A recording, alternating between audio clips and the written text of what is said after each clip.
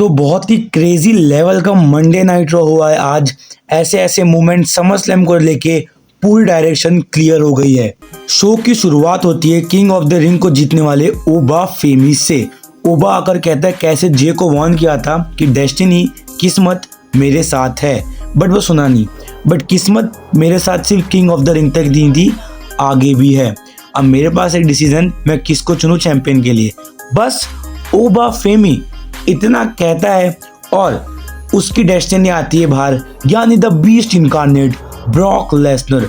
Brock आते बोलते congratulations, मैं भी एक time king of the ring का विजेता था और मुझे भी एक चॉइस करनी थी, तो मैं तेरी एक हेल्प करने आया हूँ। बट तेरी हेल्प करना मेरा काम तो है नहीं वैसे, बट एक्चुअली मेन कारण जिसलिए मैं आया हूँ वो ये है, तूने कहा था ब्रॉक लेसनर डरपोक है। कुछ हफ्ते पहले तूने कहा था कि ब्रॉक लेसनर एक कावर्ड है, 2-3 हफ्ते पहले। तो मैं तेरे को दिखाता हूँ ब्रॉक लेसनर तेरे सामने है और वो क्या कर सकता है। और तूने ये भी कहा कि बिना पॉल हेमन के मैं बात नहीं कर पाता, तो ये सच है, इसलिए तो मेरे पास पॉल हेमन है। ब्रॉक लेसनर बस ये कह के लो ब्लो लगाते हैं ओबा फेमी को और F5 दे देते हैं। और बाद में जब ब्रॉक लेसनर जा रहे होते हैं तो ओबा फेमी उठता है F5 के बाद भी और कहता है सुन ब्रॉक, मैंने तेरे पीठ पीछे कहा था ना कि तू डरपोक है, ले मैं तेरे सामने कहता हूँ कि तू अभी भी वही है। अगर इतना ही है तेरे में दम, हमेशा मैं तेरे से भाग सकता नहीं, ना तू मुझसे भाग सकता है, तो तेरा मेरा मैच समरस्लैम में।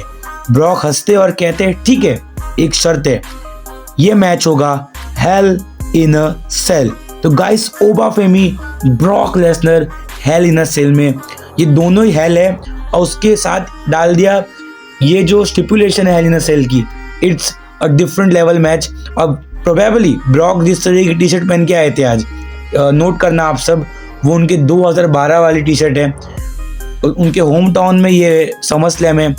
अब ब्रॉक रिटायर होंगे कि नहीं होंगे तो कन्फ्यूजन तो बहुत है, मेरे हिसाब से तो नहीं होने चाहिए, सऊदी का रेसलमेनिया है, कोई ऐसा माहौल भी लग नहीं रहा है। But Oba king of the ring का विजेता होने के बाद भी अगर वो चैंपियन को चुन नहीं रहा तो यहाँ कुछ तो बड़ी बात हो सकती है। लेट्स सी क्या होता है।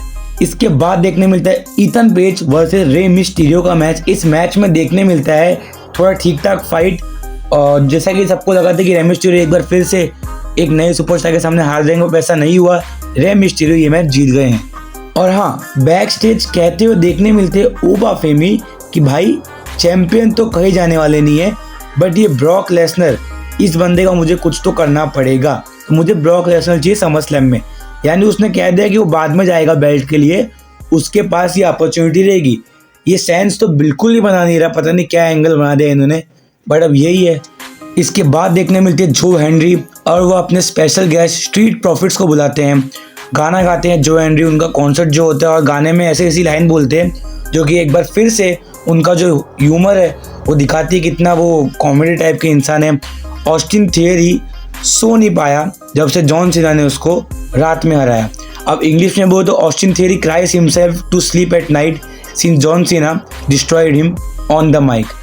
अब ऑस्टिन थियरी के बारे में इतना कहते हैं तो ऑस्टिन थियरी खुद निकल के आ गया और वो कहता है कि विजन रीमैच करेगा नेक्स्ट वीक तुम्हारे साथ ही स्ट्रीट प्रॉफिट्स, और उसके बाद ऑस्टिन थियरी और जो हेनरी का मैच हो जाता है, जो कि जो हेनरी जीत भी गया। फिर था क्वीन ऑफ द रिंग का सेगमेंट, क्वीन ईओ स्काई आती है और कहती है आई एम द क्वीन। अब लिव आके कहती है कि बहुत हो गया, तू तो ऐसे बोल जैसे कि तूने मुझे बड़े अच्छे तरीके से हरा दिया, मैं ख़त्म हो चुकी हूँ। मुझे बड़ा चिढ़ चढ़ रही थी ये सुन के कि बार बार तू अपने मुंह से बोल रही कि तू क्वीन है और तूने मुझे हरा दिया, बट मैं तुझे अब रिस्पेक्ट नहीं करती जो पहले मैं करती थी, क्योंकि तूने मेरे को दिमाग ख़राब कर दिया।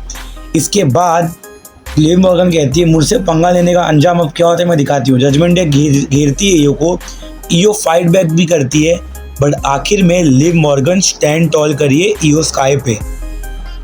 इसके बाद देखने मिलता है Jimmy Uso versus LA night का मैच, जो कि शॉकिंगली आउट ऑफ नोवेयर जीत गए हैं जिमी ऊसो। मैच के बाद देखने मिलता है कि सोलो सिकुआ फिर से जिमी ऊसो को धुलाई करके निकल गया है सुमड़ी में बुमड़ी, ये हुआ।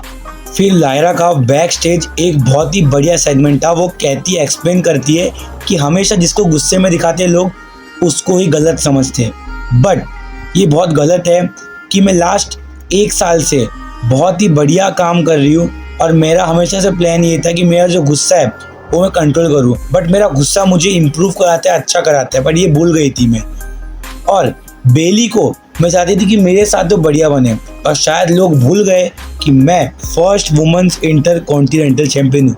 हील टर्न के बाद लायरा में क्लियरली उनका घमंड और ईगो दिख रहा है। इसके बाद मैच था रैकुल रॉड्रिगेज वर्सेस मैक्सिम ड्यूप्री का।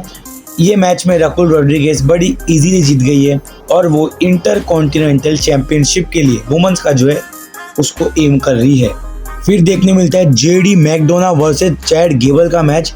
डोमिनिक कोशिश तो करते हैं अपने दोस्त को जिताने की, बट चैड गेबल ये मैच जीत गए हैं। फिर था शो का main event, OTC Roman Reigns आते हैं। ओबा फेमी तो अब गया बाजू में, उसने कह दिया कि बाद में चुनेगा वो, तो आखिर रोमन को चुनेगा कौन, ये सब लोग सोच रहे थे, मैं भी उनमें से एक था। रोमन आते हैं, बहुत ही सॉलिड रिएक्शन, साथ में जेकब फाटू भी होते हैं उनके। रोमन एक्नॉलेज मी भी कहते हैं, और रोमन एक्नॉलेज मी कहने के बाद एक्सप्लेन करने वाले होते हैं कुछ, हमें देखने मिलते हैं सेथ फ्रिकिन रॉलिंस, जो कि होना ही था। समर स्लैम में और कौन आएगा रोमन के सामने। सेथ आता है, आकर बहुत ही लेजेंडरी सेगमेंट है। पहले तो क्राउड होली शिट के नारे लगा रहा था, क्योंकि ये मोमेंट ही कुछ ऐसा था। सेथ रोमन को कहता है हेलो माय ब्रदर। सेथ कहता है कि देख सुन, तू बहुत बड़ा लेजेंड है, ठीक है, मैं तुझे अपना भाई मानता हूँ और हमेशा मानता रहूँगा, चाहे तेरे मेरे बीच में कितनी भी दुश्मनी हो। तेरा मेरा इतिहास 15 साल पहले का है, चाहे वो तू कुछ भी कह दे, मैंने तेरे को धोखा दिया या डेस्टिनी थी, उससे हम दोनों को कितना फ़ायदा हुआ कितना नहीं, बट तू और मैं कनेक्टेड रहे हैं हमेशा। फिर सेथ कहते हैं कि जो टाइटल तेरे पास है ना वो मेरा है, उसके लिए मैंने बहुत मेहनत करी है, तो ये मेरे को बिलोंग करता है, ठीक है। फिर वो कहते हैं कि देख, इससे पहले मैं तुझे कुछ अनाप शनाप कह दूँ, तू एक बात गौर से सुन ले, तू इस जनरेशन का क्या may be all time best है। आज सेथ रॉलिंस भाई, रियल सेथ रॉलिंस जो रोमन को प्यार करता है, वो निकल के आ गया था। वो कह रहा था कि जो तूने आज तक किया है वो सच में लेजेंडरी है, डेफिनेटली तू हॉल ऑफ फेम वाला करियर है तेरा, और शायद तेरे को हॉल ऑफ फेम वाले करियर में मैं ही बंदा रहूँगा जो तेरे को हॉल ऑफ फेम में इंडक्ट भी करूँगा। बट क्या तू चाहता है तेरा करियर जब भी ख़त्म हो या करियर के बाद लोग याद करें? रोमन ने रेसलमेनिया के बड़े से बड़े रिकॉर्ड लिए, सबको हराया, डोमिनेशन जो 4 साल किया, पर रोमन एक चीज़ नहीं कर पाया, चाहे वो 2015 में कैशिन हो सेथ रॉलिंस की जब रोमन अधमरा रह गया, या फिर जब रोमन 4 साल चैंपियन था डोमिनेटिंग के में, जब भी वो सेथ रॉलिंस को नहीं हरा पाया, या फिर हम 1 साल पहले जाए जब मैंने तुझे पिन करके तेरे वाइस मैन को ही छीन लिया था। तो तू क्या चाहता है, तू इससे ऐसे याद रहे? तो रोमन रेंस भी सुनते हैं और सेथ रॉलिंस कहते हैं आखिरी बार कि यह आखिरी चांस है तेरे पास इस चीज़ को सेटल करने का, हमारा भी टाइम जा रहा है, हमारी एज हो रही है, शायद हम आखिरी बार आमने सामने आए। रोमन कहते हैं तू वैसे तो बहुत झूठ बोलता है, बट तूने आज सच्ची बात बोली है, मुझे ये करना होगा, मेरी फैमिली के सामने तुझे हराना होगा, आई एक्सेप्ट, और मैं तुझे हराऊंगा। वाह यार, व्हाट अ सेगमेंट, बड़ा मजा आया सेगमेंट देखे, Roman versus Seth at summer slam.